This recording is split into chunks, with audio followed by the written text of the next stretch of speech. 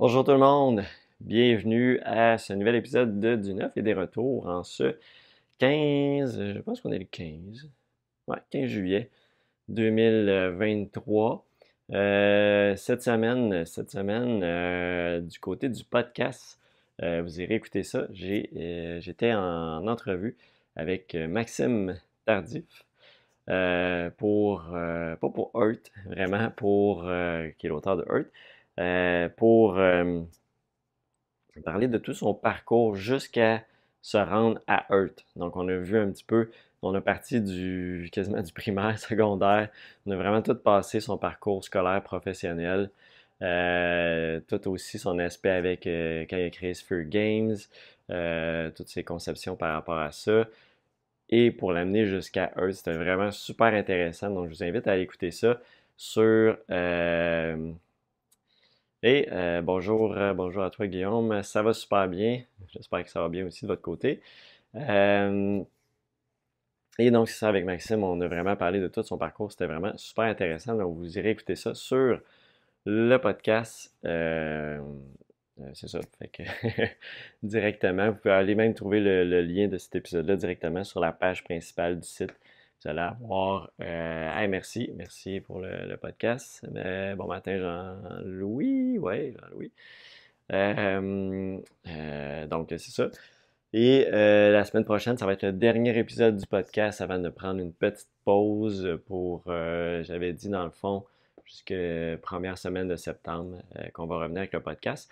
Et cette semaine, le podcast, dans le fond, je réponds à des questions du public. J'ai déjà reçu beaucoup de questions, donc mais n'hésitez pas. Ça va faire un épisode plus long au pire, c'est pas plus grave que ça. Donc, vous pouvez m'envoyer vos questions là, même en répondant à sur les commentaires de cette vidéo-là ou tout simplement sur info de boutique La Pioche sur le site, peu importe, partout. Partout, c'est super intéressant d'avoir ça et comme question pour le podcast. Puis après ça, on prend les petites vacances du podcast sans faire une petite pause pour préparer la saison suivante. Donc, ça va être super intéressant. Alors, pour cette semaine, qu'est-ce qu'on a reçu? On a les nouveaux petits packs pour Summoner Wars deuxième édition. Donc, on a le bon matin, Victor. On a le High Elves qui est un nouveau deck de faction. Et on a aussi le Swamp Orc. Donc, deux petits nouveaux decks pour Summoner War deuxième édition.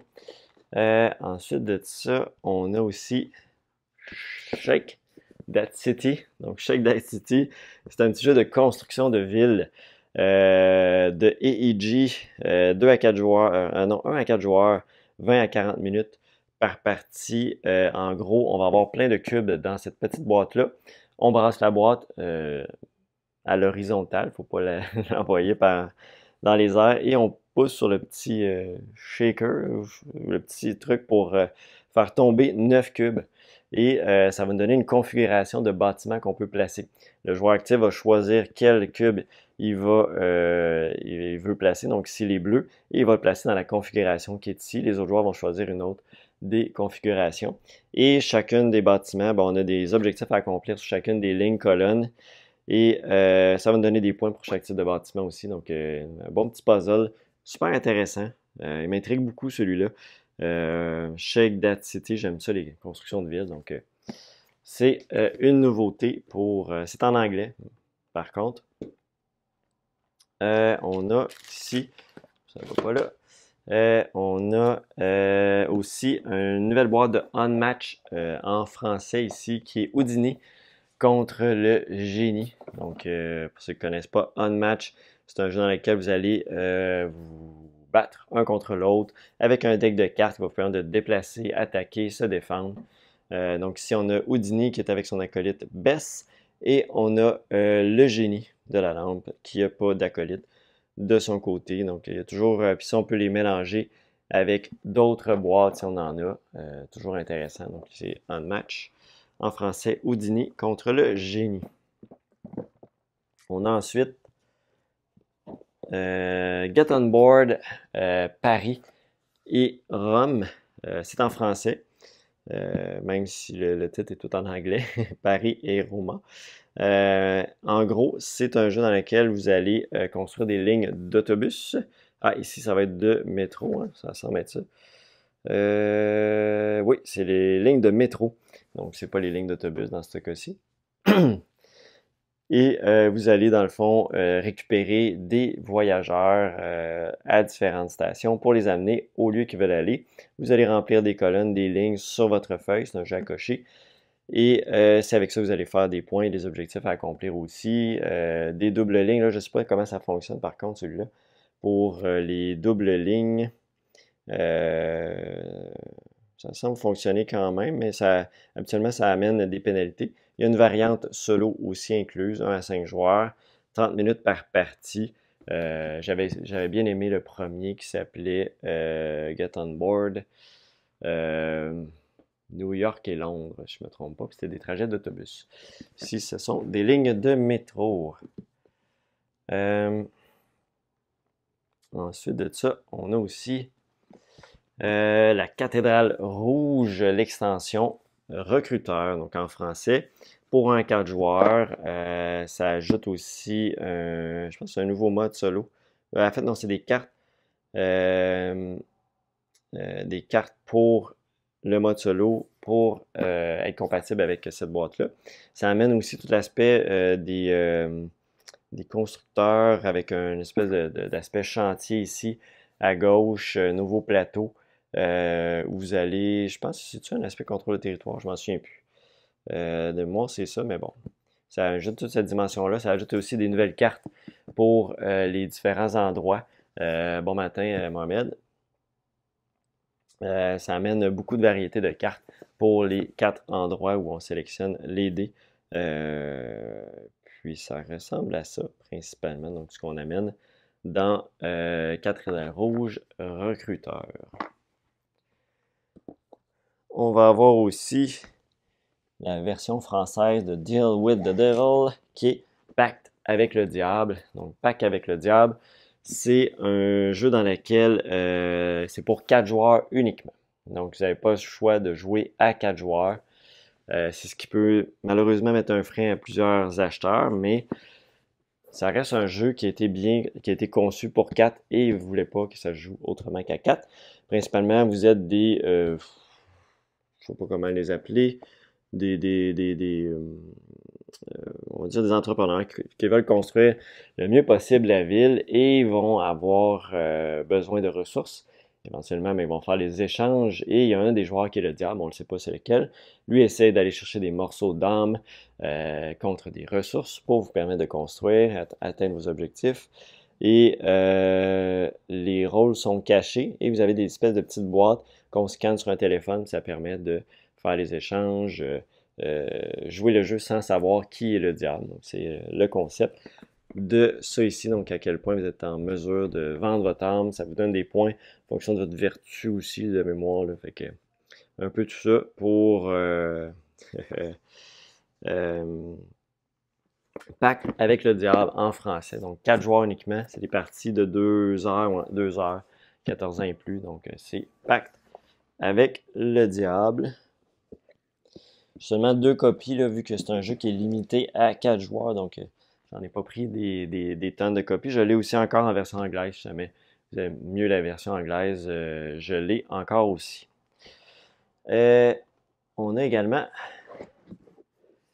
retour en stock de Woodcraft en anglais. Bon, je l'ai mis dans mes nouveautés vu que j'ai reçu en français il n'y a pas longtemps Woodcraft la semaine passée en français. Et là, ben, c'était retour en anglais vu que la fois que j'en ai eu en fait, j'avais été vraiment coupé dans mes copies. J'en avais juste reçu 2 sur ce que j'avais commandé. Donc là, j'ai reçu le reste. Donc Woodcraft, c'est un jeu dans lequel vous allez faire toutes sortes de... Vous êtes un ouvrier du bois. Vous allez utiliser vos dés qui sont du bois pour... Vous pouvez même les couper, les coller, c'est-à-dire assembler deux dés ensemble. Donc vous allez additionner les valeurs, les couper pour les diviser. Et vous allez tenter de faire différents objets avec ces ressources-là. Et c'est une sélection d'actions avec l'espèce de roue de scie. Et quand vous sélectionnez une action, ça va dans une autre branche, puis ça amène les actions de différentes façons. Vous allez... J'ai déjà regardé la vidéo la semaine passée, je me souviens déjà moins. Mais il faut que je le joue cette semaine parce que c'est un des jeux qui va être présenté à la soirée de jeu la semaine prochaine. Bonjour Nicolas. La semaine prochaine, Woodcraft. Donc, c'est ça, il faut que je le joue bientôt. Avec Woodcraft en anglais, il m'en reste encore aussi quelques copies en français, si ça vous intéresse encore. Donc, de ce côté-ci, on a... Ça, c'est du vieux stock. On a le retour, en fait, de Mindbug et de sa petite extension en nouveauté. Donc, Mindbug, petit jeu de Monsieur Richard Garfield, qui est le jeu de cartes dans laquelle vous allez, on va dire, similitude à Magic, vous allez tenter de baisser les points de vie de votre adversaire, mais la particularité, c'est qu'il y a des cartes de Mindbug, c'est-à-dire que quand vous les jouez, vous pouvez utiliser des cartes, en fait, prendre la carte qu'un joueur a jouée pour la jouer pour vous. Donc, c'est de savoir à quel moment vous allez jouer vos cartes de Mindbug pour contrecarrer les plans de l'adversaire et réussir à l'éliminer. C'est des parties assez rapides, une vingtaine de minutes. Il n'y a pas beaucoup de cartes aussi dans le jeu, c'est 54 cartes. Et vous avez ici l'extension qui amène 28 nouvelles cartes.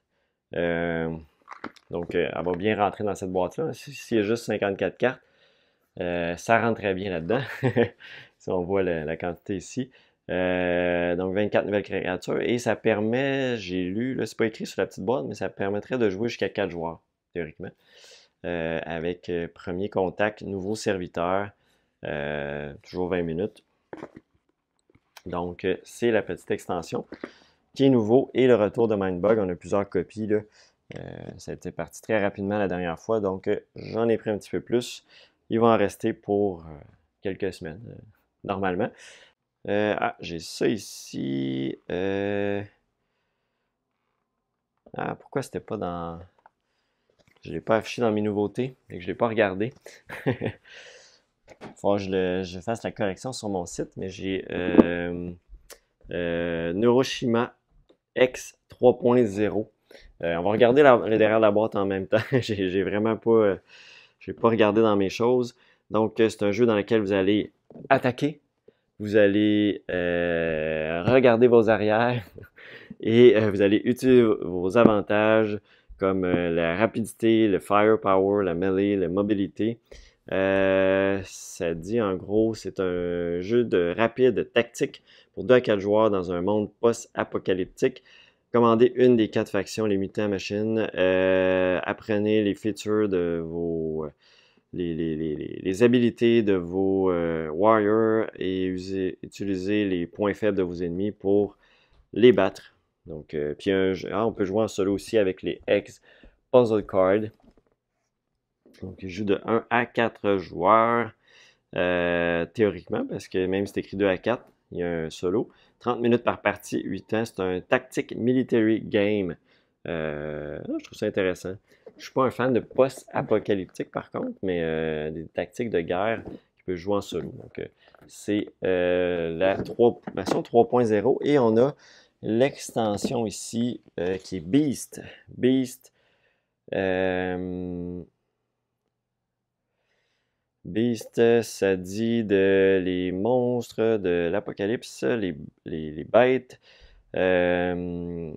sont nés dans les Moloch Laboratory, des anomalies, des bootcamps, sont devenus des growth into specimen not found, qui ne sont pas dans les livres de biologie.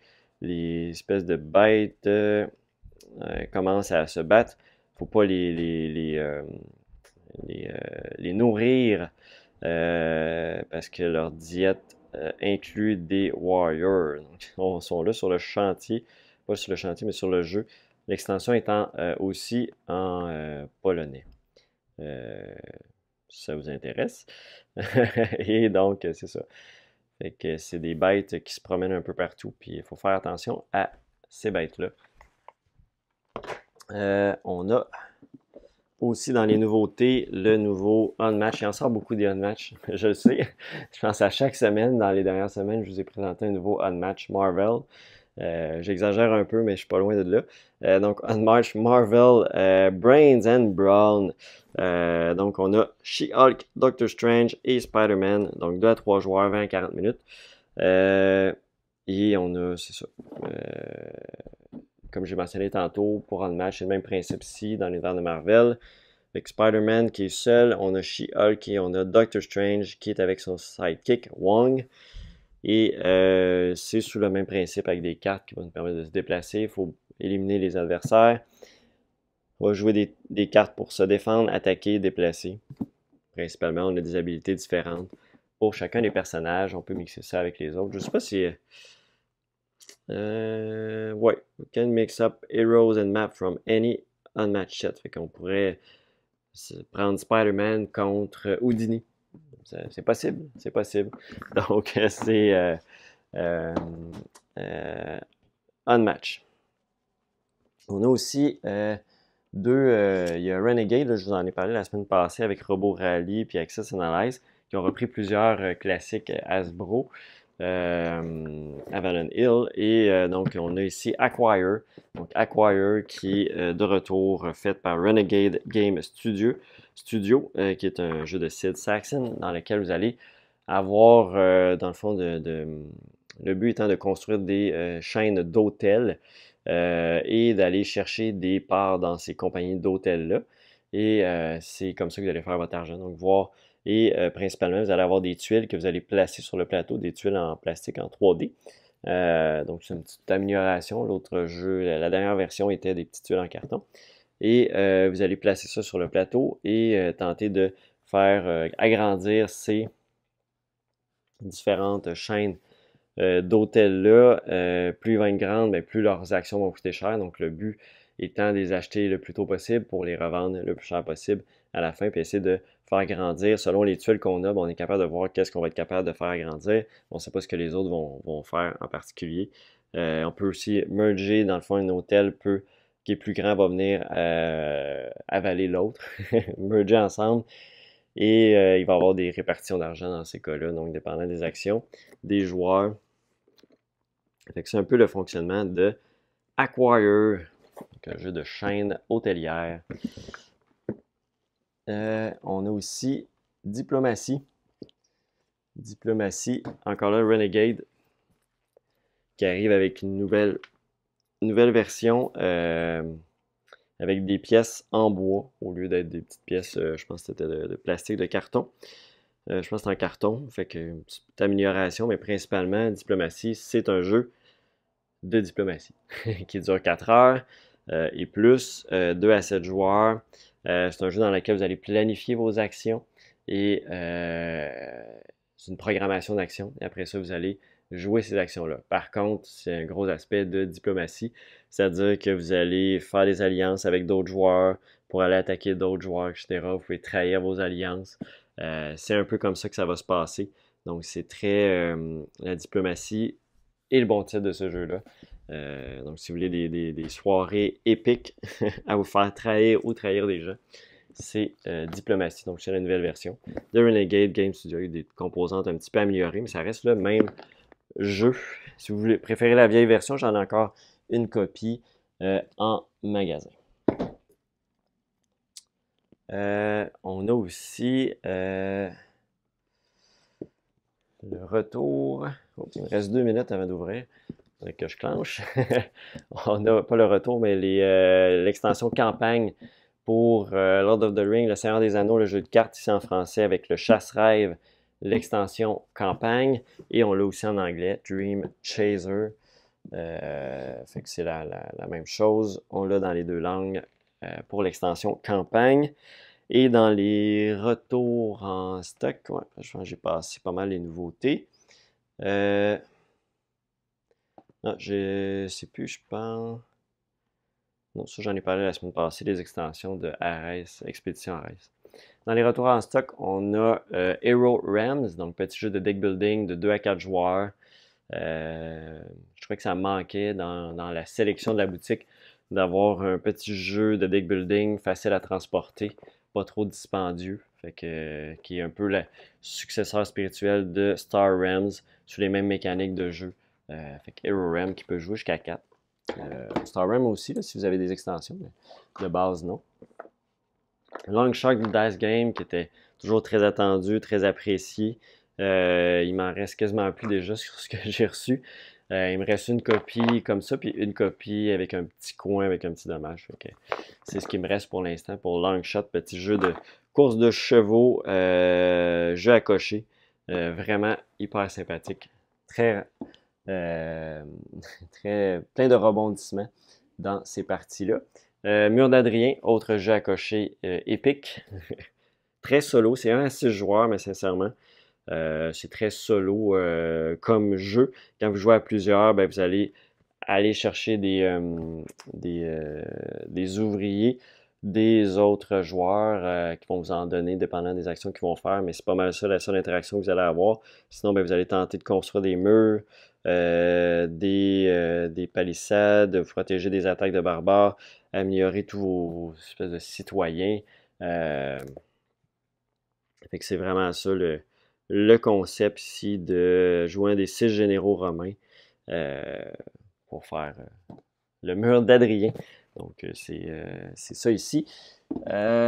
Et on a finalement retour aussi de Marvel Dice Throne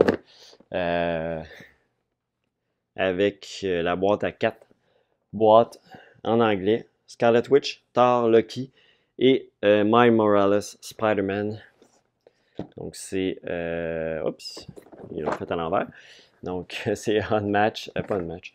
Dice Throne dans laquelle vous allez lancer des dés pour activer les pouvoirs de vos personnages et dans le but de mettre fin à la vie de les autres joueurs. Donc baisser les points de vie à 0 des autres joueurs. On peut jouer de 2 à 6 joueurs. Ici, bon, 2 à 4 juste avec cette boîte-là. Mais vous pouvez acheter d'autres boîtes. Ils ont chacun des degrés de complexité à manœuvrer. Donc, on a un 4 pour Scarlet Witch, un 2 pour Miles Morales, un 4 pour Loki et un 3 pour Thor. C'est ça ici pour Marvel Dice Throne. Et ça termine. Je vais ouvrir à l'instant. Donc, merci d'avoir été là cette semaine. Et on va se revoir la semaine prochaine pour un autre épisode. Ça continue toujours les 9 et des retours. Il y a peut-être une semaine. Pas mes vacances s'en viennent vite. Je vais prendre une petite semaine de vacances justement du 31. 30-31 juillet jusqu'au dimanche suivant. Fait qu'il y a une semaine que je vous en reparlerai la semaine prochaine. On est déjà le 15. Ouais, je vous en reparlerai la semaine prochaine. En tout cas, dans les 2 prochaines semaines, je vais être encore là. Puis après ça, il va y avoir une petite semaine de congé. Fait que j'en reparlerai pour cette semaine-là. Fait que merci beaucoup d'avoir été là et bonne semaine. Merci à tous et bye bye.